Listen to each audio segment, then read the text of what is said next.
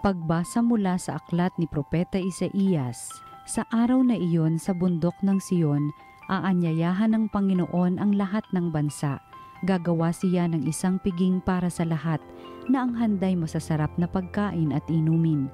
Sa bundok ding iyo'y papawiin niya ang kalungkutang naghahari sa lahat ng bansa. Lubusan na niyang papawiin ang kamatayan, papahirin ng Panginoon ang luha ng lahat. Aalisin niya sa kahihiyan ang kanyang bayan. Kung magkagayon, sasabihin ng lahat, siya ang ating Diyos na ating pinagtitiwalaan, ang inaasahan nating magliligtas sa atin. Magalak tayo at ipagdiwang ang kanyang pagliligtas. Iingatan ng Diyos ang bundok na ito. Ang salita ng Diyos. Lagi akong mananahan sa bahay ng poong mahal. Panginooy aking pastol, hindi ako magkukulang. Ako'y pinahihimlay sa mainam na pastulan at inaakay niya ako sa tahimik na batisan. Binibigyan niya ako niyong bagong kalakasan. Lagi akong mananahan sa bahay ng poong mahal. At sang-ayon sa pangako na kaniyang binitiwan, sa matuwid na landasi doon ako inaakay. Kahit na ang daang iyo'y tumatahak sa karimlan, hindi ako matatakot pagkat ika'y kaagapay. Ang tungkod mo at pamalo ang gabay ko at sanggalang. Lagi akong mananahan sa bahay ng poong mahal. Sa harapan ng lingkod mo, ikaw ay may handang dulang. Ito'y iyong ginagawang nakikita ng kaaway. Nalulugod ka sa akin na ulo ko ay langisan at pati na ang kalis ko ay iyong pinaaapaw. Lagi akong mananahan sa bahay ng poong mahal. Tunay na ang pag-ibig mo at iyong kabutihan sa akit tataglayin habang ako'y nabubuhay. Doon ako sa templo mo lalagi at mananahan. Lagi akong mananahan sa bahay ng poong mahal. Ang mabuting balita ng Panginoon ayon kay San Mateo. Noong panahong iyon, nagbalik si Jesus sa tabi ng lawa ng Galilea at siya'y umahon sa burol at naupo. Nagdatingan ang napakaraming tao na may dalang mga pilay, bulag, pingkaw, pipi at marami pang iba. Inilagay nila ang mga may sakit sa harapan ni Jesus at kanyang pinagaling sila. Namangha ang mga tao nang makita nilang nagsasalita na ang mga pipe, gumaling na ang mga pingkaw, nakalalakad na ang mga pilay at nakakikita na ang mga bulag. At nagpuri sila sa Diyos ng Israel. Tinawag ni Jesus ang kanyang mga alagad at sinabi, "Nahahabag ako sa mga taong ito sapagkat 3 araw na ngayong kasama ko sila at wala na silang makain. Hindi ko ibig na sila'y paalising gutom, baka sila mahilo sa daan." At sinabi ng mga alagad, "Saan po tayo kukuha rito ng tinapay na makasasapat sa gayong karaming tao? Ilan ang tinapay ninyo riyan?" Tanong ni Jesus sa kanila. "7 po," sagot nila. "At ilang maliliit na isda?" Ang mga tao'y pinaupo ni Jesus sa lupa.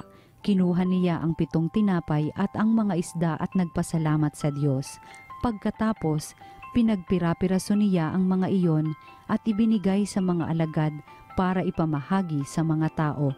Kumain ang lahat at nabusog, at nang tipunin nila ang mga tinapay ay lumabis. Nakapuno sila ng 7 bakol na malalaki. Ang mabuting balita ng Panginoon. Pinupuri ka namin, Panginoong Hesukristo. Narinig po natin sa ating ebanghelyo ngayon yung tungkol sa pagpaparami ng tinapay. Naririnig naman na natin itong mirakulo ng ating Panginoong Hesukristo. So dala ng kanyang habag, no, nagugutom kasi yung mga tao, wala magpapakain sa kanila. Tapos tinanong niya, "Ilan ba ang meron kayo dyan? Ano bang meron kayong pagkain?"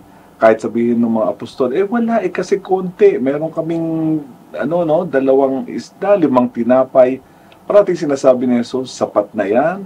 At pagkatapos nagdasal, pinagpira-piraso, pagkatapos binigay, no, sa mga tao at lumalabis, no, so nagkakaroon ng napakaraming tinapay para hindi nagugutom ang mga tao. Mga kapatid, ano ang kinalaman nito sa ating paghahanda nitong Pasko dito sa panahon ng Adbyento? At ito ang aking masasabi, ang isang tao na naghahanda sa tunay na pagdating ng Panginoon sa kanyang buhay ay marunong maghatid ng kabutihan, ng pagpapala, ng pagkain at kung ano-ano pa mang mga serbisyo sa kanyang kapwa. Hindi ito nauubusan ng biyaya. Sana mangyari ito sa atin. Kasi kadalasan, ang nangyayari po sa atin ay parati nating sinasabi na tayo ay limitado. Halimbawa, pag sa handa natin ng Paskong ito, yung ating mga biyaya na tinatanggap ay para lamang sa pamilya natin.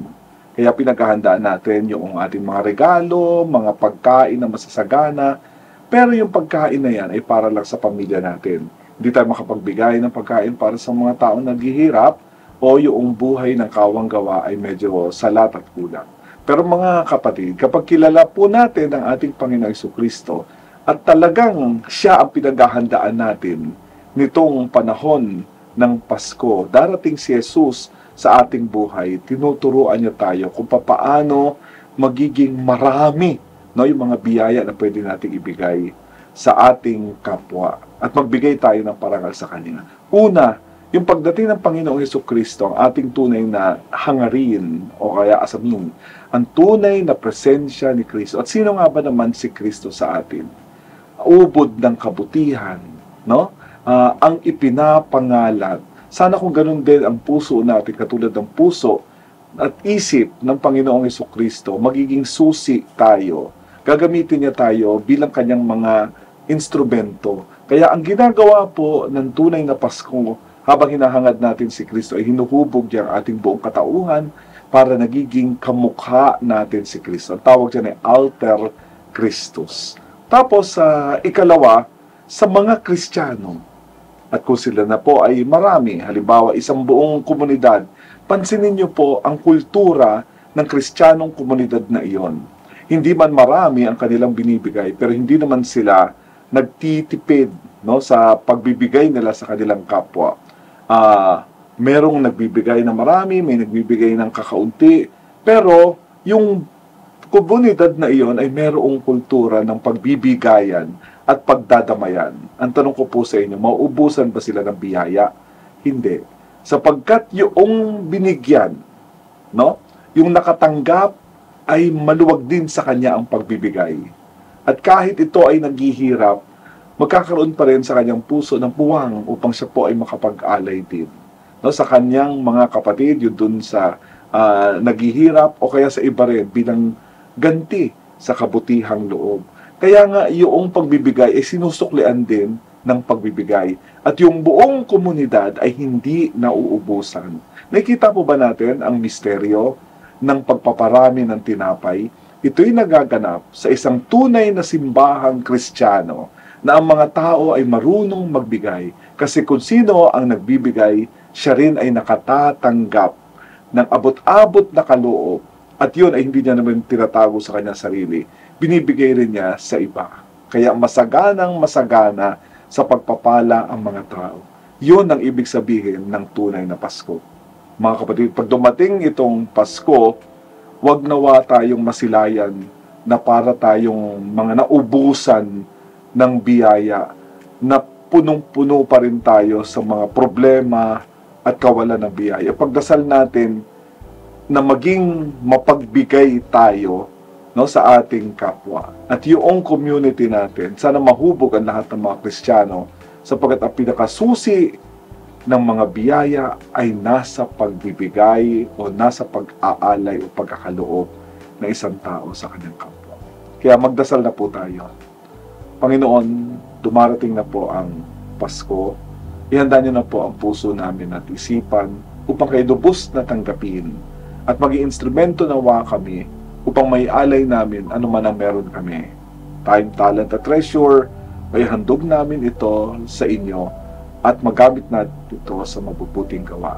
Tulungan niyo po kaming magkaloob ng masaya sa aming puso, sapagkat sa pagbibigay, kami rin po ay nakatatanggap. Hiniling namin to sa pamamagitan ni Jesucristong aming Panginoon. Amen.